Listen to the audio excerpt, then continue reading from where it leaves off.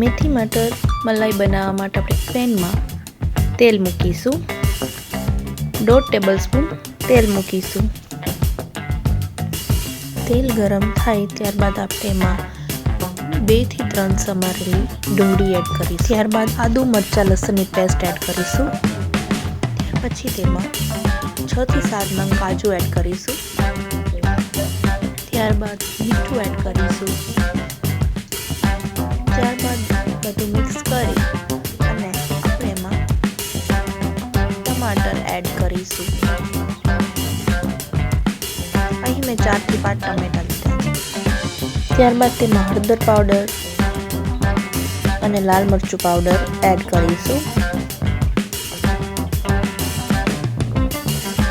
ત્યાર પછી તેમાં પાણી નાખી અને આપણે ઢાંકણને ઢાંકી દઈશું। અહીં વાસણમાં મેં પાણી ઉકાળવા મૂક્યું છે।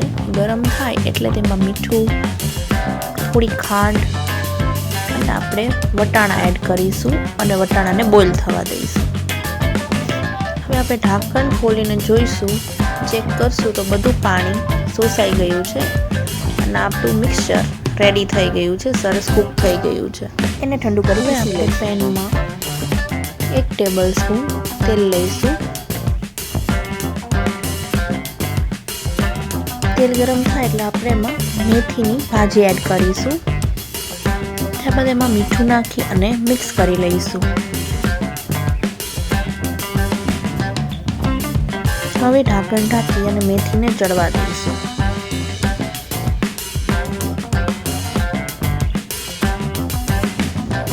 આપણી મેથી બરાબર ચડી ગઈ છે એટલે એને અલગથી ડીશમાં લઈ લઈશું।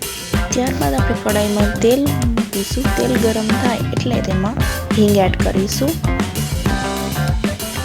હિંગ નાખ્યા બાદ આપણે તેમાં જીરું, ત્યારબાદ આપણે તમાલપત્ર, 2 તજના ટુકડા,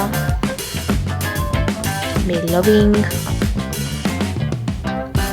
તેમજ 1 ઇલાયચી એડ કરી। ત્યારબાદ આપણે જે પીસેલું મિક્સચર છે ટમેટા ડુંગળીનું એ એડ કરીશું। પ્યુરી એડ કર્યા બાદ તેમાં હળદર, ત્યારબાદ ધાણા જીરું પાવડર અને લાલ મરચું પાવડર એડ કરીશું।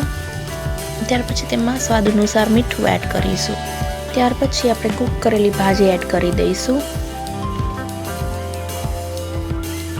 અને મિક્સ કરી લઈશું।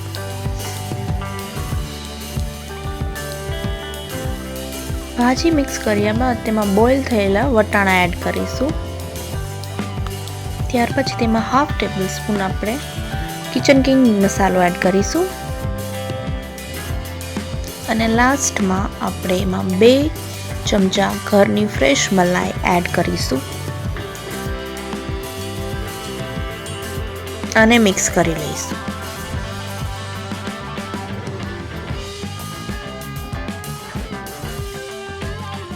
તો તમે જોઈ શકો છો અહીંયા આપણું ઘી છૂટું પડવા લાગ્યું છે। આપણું શાક રેડી છે। તો રેડી છે આપણું મેથી મટર મલાઈની સબ્જી અને તમે પરોઠા અથવા રોટી સાથે લઈ શકો છો। તો જરૂરથી ટ્રાય કરો।